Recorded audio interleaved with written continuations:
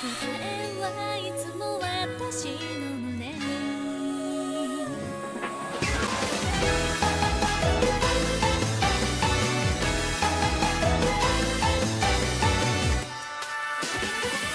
If you've looked beyond just the anime you've seen and explored the studios producing them, chances are you've most likely heard of Kyoto Animation before.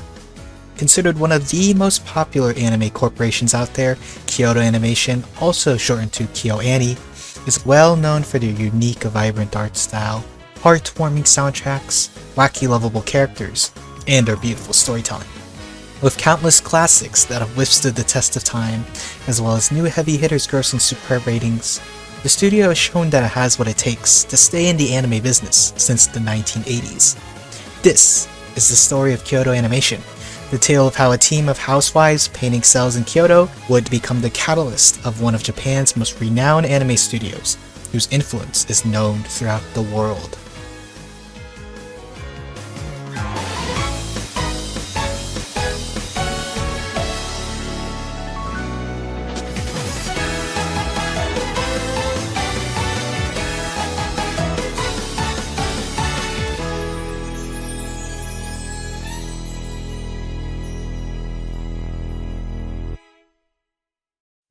Not much is documented on Yoko, the soon-to-be founder of Kyoto Animation, except that she first worked as a painter for Mushi Production, the studio behind Ashita no Joe and Tetsuwan Atom, also known as Astro Boy. However, upon marrying Hideaki Hara, she left Mushi Production and moved to Kyoto with her new husband. Adopting her husband's last name, Yoko Hara organized a small group of housewives with time to spare in the area to help paint cell sheets for Tatsunoko and Pierrot Productions. They became known as Kyoto Anime Studio in 1981. In the early 1980s, the group of ladies were credited in multiple works including SDF Macross, Urusei Yatsura, and Genesis Claimer Most Beata. In 1985, Yoko decided to leave the production studios once again in order to start up her own official animation company, rightfully named Kyoto Animation. Their first studio would be located in the Fushimi ward of Kyoto. Yoko's husband, Hideaki, would be designated as Kyoto Animation's president, with herself as the vice president, positions that they still hold to this day. However, Yoko would be the true leader in charge and has the final word in all the important decisions the company makes. Many of the other housewives who previously worked with Yoko in the original Kyoto Anime Studio would also be employed again in Kyoto Animation, meaning that most workers were female, a statistic that hasn't changed since. In an interview with Yoko, she stated that she believes that women have an innate power of being kind and gentle, a theme often seen in many of their strong female protagonists. Still assisting other companies in animating, Kyoto Animation would slowly increase their reputation in the animation business with their dedication to producing quality work. They would appear more often in the credits of many popular anime throughout the 80s and 90s, including Akira, Neon Genesis Evangelion, Cowboy Bebop, and even several Studio Ghibli films. They even co-produced the show Zillion with Tatsunoko Productions, being in charge of managing the animation production, but not quite having full control in the project. This experience of taking on a larger role will help pave the way for Kyoto Animation to adopt their own unique style that would lead them to create their first full production. In 1999, almost 15 years after their official establishment, Kyoto Animation finally grew from a limited company to a full corporation. By then, the anime industry had shifted from the use of cell animation to CGI, and similar to the digital age. Although KyoAni's history originated with basic cell shading, the company was quick to utilize the new technology and incorporate it into their work. A year later, Animation Do was established as an affiliate company dedicated to assisting Kyoto Animation in their production. Animation Do's office was located in Osaka, but still supervised by Hideaki Hara. Animation Do wouldn't become a corporation until 2010, but ultimately it was absorbed by Kyoto Animation in September of 2020. In 2003, KyoAni finally released their first independent show, an OVA titled Muto. Muto has an interesting story to it. It's a fantasy tale where kingdoms in the sky battle over the last remaining of Akuto, a mysterious magic power that keeps the lands afloat.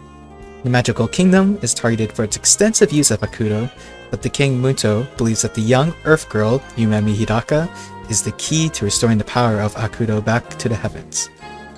Overall, the animation was top-notch for its time, which set the standard for the high-quality work that would be expected from the studio. However, since it was never broadcast on television, or even published on DVD, Muto became a hidden gem, among Kyoto Animation's vast repertoire, being largely unknown by many to this day.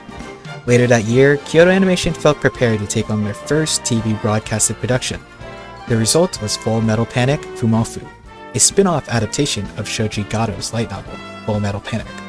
Unlike the high-tension mecha fights and political commentary presented in the source material, the anime focused more on aspects of romantic comedy and the awkward tension that comes with high school love. This change in narrative could be explained by the show's director, Yasuhiro Takamoto, a prominent figure in the company known for his love of slapstick comedy and crude humor. Not everything went smoothly during Kyoto Animation's first production, however, as the company's small team of staff would turn out to be detrimental in the animating process. They requested assistance from Tatsunoko Productions, the same studio that many of KyoAni's employees originally worked for, a role reversal contrasting with the company's roots. Tatsunoko would be in charge of animating 4 of the 12 total episodes in order to make it on time for broadcasting. Luckily, Full Metal Panic Fumofu was met with great praise for its mix of action, suspense, and charming humor that often parodied itself and general anime stereotypes. The studio's next work wouldn't be until 2005 with an adaptation of the visual novel Air, a story about a traveling showman searching for the girl in the sky in a small town of Kami, Japan.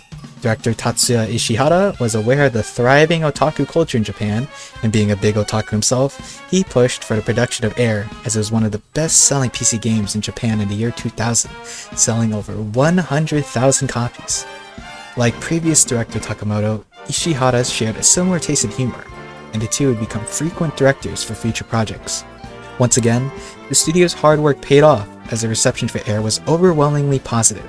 Air's success as an anime helped form an important relationship between Kyoto Animation and Key, the visual novel company originally behind Air. Other Key visual novels, Canon and Clannad, would later be adapted into their own animes in 2006 and 2007 respectively. With more material and an ever-expanding network, the future was looking promising for Kyoto Animation as they were finally able to find their footing in the anime business.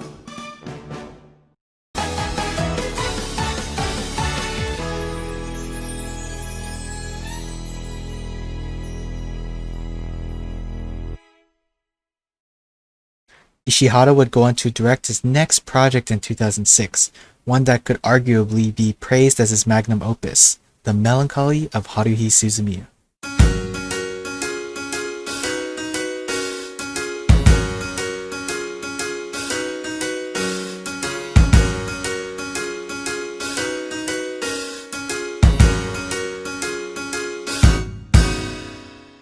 The Melancholy of Haruhi Suzumiya was something many people had never seen before, having a diverse cast of fun characters and a humorous plot unique to this day.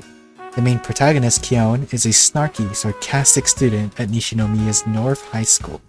He unexpectedly runs into classmate Haruhi Suzumiya, a quirky girl who introduces herself by saying that she is only interested in aliens, time travelers, espers, and other supernatural beings. Despite her odd interests, Haruhi takes a liking to Kyon, even though he's just an average human boy. Much to Kyon's disapproval, the two would establish their own paranormal investigation club, titled the SOS Brigade, which stood for Sekai o Oui ni Moriageru Tame no Suzumiya Haruhi no Dan, or in English, Spreading Excitement All Over the World with Haruhi Suzumiya Brigade. To avoid getting the club rejected immediately, Kyon would change the name in the school club forms to Spreading Cheer to Our Student Body Brigade. So if that wasn't overly complicated for you, then nice comprehension skills? Anyways, the club soon expanded as Haruhi would recruit the quiet robotic bookworm Yuki Nagato, the shy moe senpai Mikuru Asahina, and the mysterious transfer student Itsuki Koizumi. However, all three of them reveal to Kyon that they are the aliens, time travelers, and espers that Haruhi sought for, and have been sent on each of their own respective missions to observe Haruhi. What makes Haruhi so special is the fact that she can alter reality like a god as she pleases, but is unaware of her powerful abilities. The four would work together to keep Haruhi's godly powers a secret, and to make life as interesting as possible for their brigade chief, so she doesn't become bored of the world and unknowingly destroy it. Fitting into many genres including sci-fi, comedy, romance, slice of life, and mystery, The Melancholy of Haruhi Suzumiya would be an adventure to remember.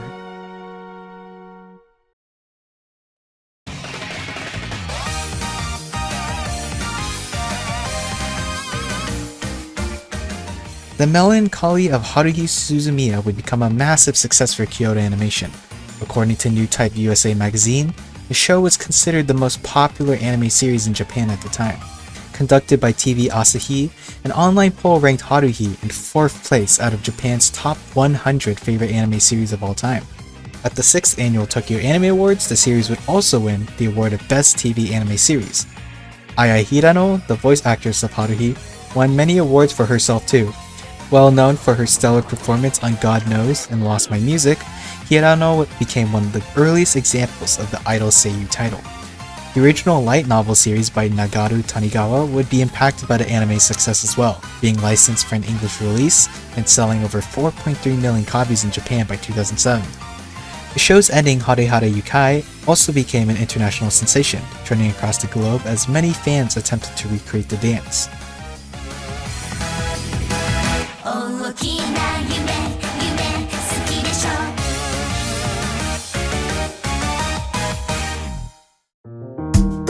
Just like how Haruhi unknowingly changes the world to her wishes, the show surprisingly captivated Japan and many other countries to her whim. You could even say that Haruhi was the face of KyoAni at the time, until Baja from Baja Studio was officially designated as the company's mascot in 2017. The Melancholy of Haruhi Suzumiya was the show that put KyoAni in the spotlight. The attention was all theirs and the studio was sure to not disappoint their fans. Each of KyoAni's shows following the Melancholy of Haruhi Suzumiya made their own breakthrough in the anime scene and were rarely ever considered a bust. Clannad, a show on high school delinquent Tomoya Okazaki and his incredible life story from adolescence to adulthood, is a good example of one of KyoAni's greatest hits. You also had Lucky Star, a cute anime of 4 girls typically talking about random topics, with the main girl, Konata Izumi, being a lazy otaku who is a big fan of Haruhi Suzumiya. And there was Keon, the story of a high school light music club that often eats cake and drinks tea rather than actually playing music.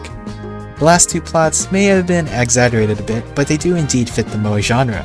Even Clannad and Haruhi occasionally had their moe moments. It seemed that KyoAni was taking on a more moe approach to animation and storytelling, and although it would be a turnoff to some, it would become integrated as the Kyoto animation norm, where the anime have deeper themes beyond their outwards moe appearance. Finally establishing a popular and recognizable art style to portray variously emotional tales, Kyoto Animation had nowhere to go but up.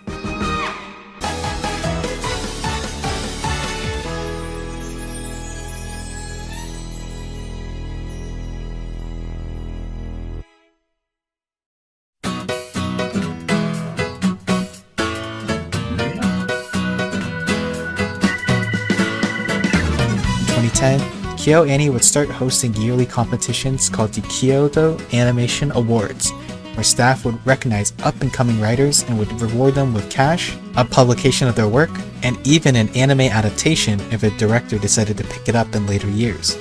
This change in their business model would prove to be effective, as KyoAni wouldn't have to go through all the legal trouble acquiring the rights to use outside properties, as well as not having to split profits with the original owner of the IP. Although the contest encourages amateur writers, the contest itself was controversial, as most years often award few or even no winners at all, making it very anticlimactic. Many light novelists have only won honorable mentions, with the only big winner being Violet Evergarden so far. A mangaka has yet to even get an honorable mention, and screenplay writers haven't won since the first year the competition was held.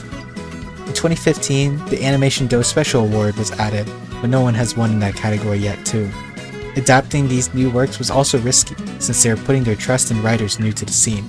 Regardless, Kyoto Animation was trying something new that would be beneficial to both the anime and the light novel industry.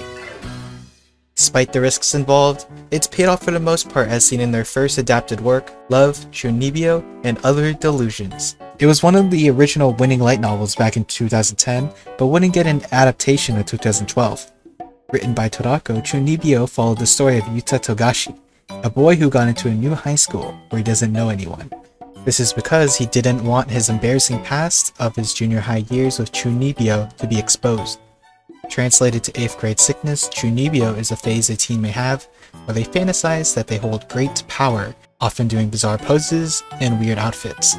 Things wouldn't be good for Yuta. as the girl in his class with blatantly obvious Chuunibyou, Rika Takanashi, would discover Chuunibyou's secrets and take an interest in him. It was such a silly narrative, it's no wonder Ishihara personally chose to take on Chuunibyou. Ishihara really resonated with the novel's humor, and you can see part of that in scenes where the characters' make-believe attacks are animated as if they truly wield such ridiculous power. After Chuunibyou's success, Free, Myriad Colors Phantom World, and Beyond the Boundary would also win adaptations for themselves. The most recent recipient of this award was given in 2018 to Hiroshi Yuki, the writer of Niju Seiki Denki Mokuroku, but there's been no further updates on the anime adaptation's development yet. With an ever-growing pool of projects each year, KyoAni would never run out of ideas to choose from. Of course, Kyoto Animation would occasionally adapt manga and light novels produced outside of their studio, including Amagi Brilliant Park, Nichijou, and Hyoka. Continuing seasons and movies were also quite common, as we got both for Sound Euphonium, K-On!, and The Melancholy of Haruhi Suzumiya.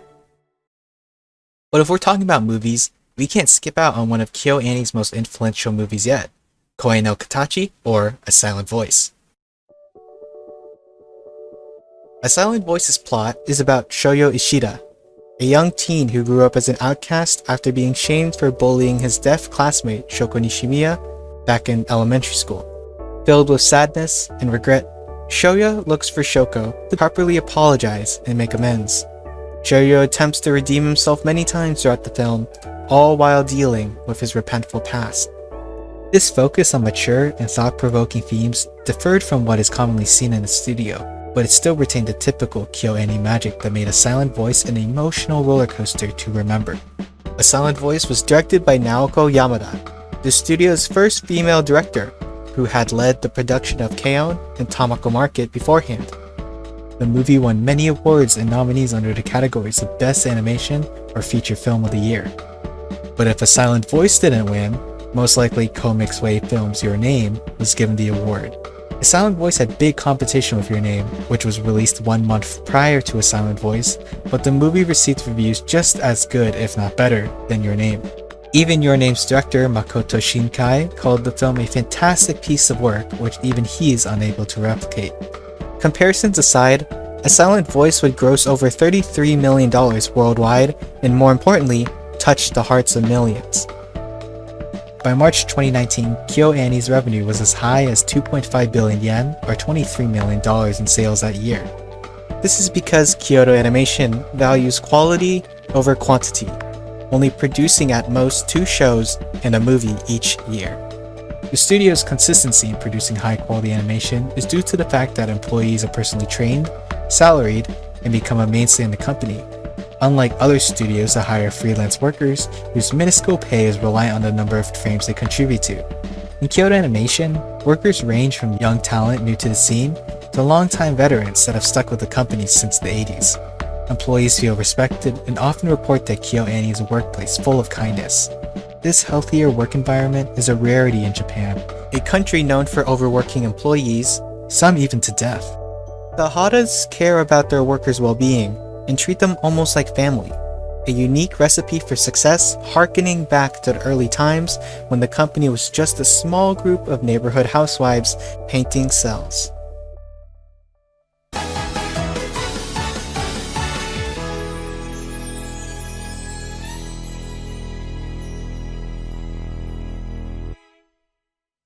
On July 18th, 2019, Kyoto Animation was struck by an unforeseen catastrophe that shocked the world. An arsonist entered the company's first studio, rolling a platform trolley carrying 40 liters of gasoline. He proceeded to pour gasoline everywhere, and even on some of the employees, before setting the place ablaze. Out of the 70 people inside the building at the time, 36 were killed, including those who later died in the hospital. 33 people, including the criminal, who had accidentally lit himself on fire, were reported to be injured. It is one of the biggest mass murders Japan has ever had in the 21st century. I will refrain from going into further detail of the attack itself, nor will I show any footage or pictures of the fire. At the time, Hideaki Hara requested the media not to release the names of the deceased out of respect to their families. He said, "Releasing their names does nothing to serve the public good." Daisuke Okeda offered to represent the company, as their lawyer during these hard times. To drive the press away, Okeda personally approached local news reporters and told them to leave Kyoto Animation alone and that all future updates would be through him. And he did all of this for free. However, in August of 2019, due to the social impact of the arson attack, authorities formally released the names of the victims killed. Many talented, irreplaceable individuals, both young and old, were lost, including the aforementioned director Yasuhiro Takamoto. Some were even as young as in their 20s, who were recently hired a few months ago. It hurt knowing that a company known for their unconditional love was going through such despair. But despite the great pain caused by senseless destruction and the loss of many loved ones, Kyoto Animation persevered and pressed on. A month after the arson attack, they returned to work in Studio 2 building in Kyoto's Uji district with a statement to the world that Kyoto Animation will not give up nor vanish without a fight. This wasn't because of the intense pressure of Japan's strict work environment, but rather that most of the company's staff felt right getting back into work as a means of coping. Carrying on the legacy of those who died, the surviving employees, including those released from the hospital, promised to maintain the high-quality emotional art KyoAni is known for. One of the studio's veteran background artists, who wished to stay anonymous, commented that, "Continuing to create anime, in the same way we always have, is the greatest counterattack to what the arsonists did." Just like the themes often seen in their works, instead of letting hate beget hate, Kyoto Animation fought hatred with the power of love. But this wasn't a battle Kyoto Animation fought alone. No, far from it. Okeda opened a local bank account for KyoAni that many were eager to donate to with little hesitation. Countless people, such as voice actors, authors, and animators who worked with KyoAni in the past, were happy to offer their support. Fellow anime studios including Trigger, Bones, Toei Animation, Sunrise, and Madhouse were all willing to do whatever it takes to get Kyoto Animation back on their feet. Visual novel company Key even donated as much as 10 million yen for KyoAni's cause. Together, everyone raised up to about 3.3 billion yen, equivalent to $30 million US. The kindness that Kyoto Animation has shown throughout the years was returned back by many people whose hearts were touched by the works. Hashtag Pray for KyoAni went viral throughout the internet as millions of people worldwide expressed their prayers and condolences for Kyoto Animation. American anime licensor Sentai Filmworks launched a GoFundMe for KyoAni with a goal of $750,000. Expectations went through the roof as the GoFundMe appeal amassed over $1 million within 24 hours, totaling around $2.3 million by the end of the campaign. Luckily, all the donations raised for KyoAni were exempt from taxes and successfully processed, thanks to a new measure passed by Japan's legislature, as this was a first in Japan's corporate history. Hideaki Hara even insisted that all funds be distributed straight to the victims only, one of the most generous acts a Japanese CEO has ever done.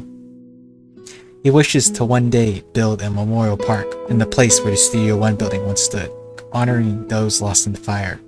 If you wish to support Kyoto Animation directly, I recommend purchasing high-definition digital images straight from their website, as it doesn't require any staff or funds to ship. Of course, just watching the shows and spreading the good word of KyoAni is just as helpful. Despite the major setbacks the company had to face, KyoAni is looking to be slowly but surely making a glorious return to the anime scene, as one of their servers full of original drawings was luckily salvaged from the studio's remains. As of 2020, they released the Violet Evergarden movie last September, as well as announced a second season of Miss Kobayashi's Dragon Maid for the upcoming year.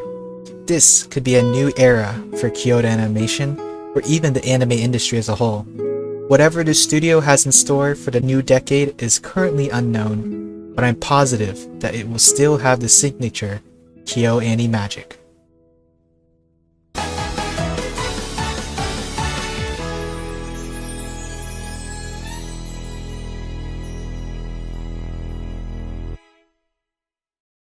If I had to describe Kyoto Animation in one word, it would be passionate. They work hard to ensure that staff members are comfortable and happy, so they can produce high-quality art to the best of their ability. It's a company full of people that just want to make some good anime. If treated with love, people are gonna love their work. But whether you love or hate KyoAni or any of their shows, you can't deny the beautiful visuals and soundtracks present in each anime. Everything pops with bright flashy colors, and even an anime like Nichijou, which may look simple at first, can remind us occasionally that this was made by KyoAni. Also, just look at the eyes. I could stare at them all day until I'm eventually pulled into the abyss. I honestly cannot express how much Kyoto Animation means to me. Each of their anime are always packed with emotion and love. I've always laughed, cried, and smiled with glee so many times while watching their shows, with emphasis on the crying. I mean laughing, definitely the laughing.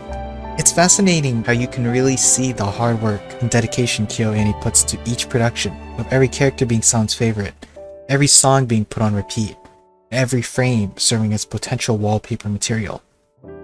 Their works are inspiring to me, and as cheesy as it may sound, the various shows and characters taught me many valuable life lessons. I just graduated from high school last spring, so getting to experience all these stories that typically take place in a high school setting was very relatable. From the determination to excel in a particular study, to the drive to make life as interesting as possible. Since The Fire, I've been trying to watch every single KyoAni show and movie I had yet to see, and although I haven't been able to get to all of them yet, I can say the ones I did have become some of my most favorite anime of all time, Sound Euphonium and Clannad especially. Having known about KyoAni's incredible work ethics prior to making this video, I'm hopeful that one day I might find myself a workplace as kind-hearted and inspiring as Kyoto Animation. I wish the best of luck to Kyoto Animation, and I'm excited to see what emotional work they'll make next. So thank you, KyoAni. Thank you for introducing me to my most favorite anime ever. Thank you for teaching me that every day can be an unforgettable adventure. Thank you for all the tears you got out of me, both the sad and the happy kind. Thank you for taking risks in order to become the influential company you are today. Thank you for showing that unconditional acts of kindness can get you far in this world.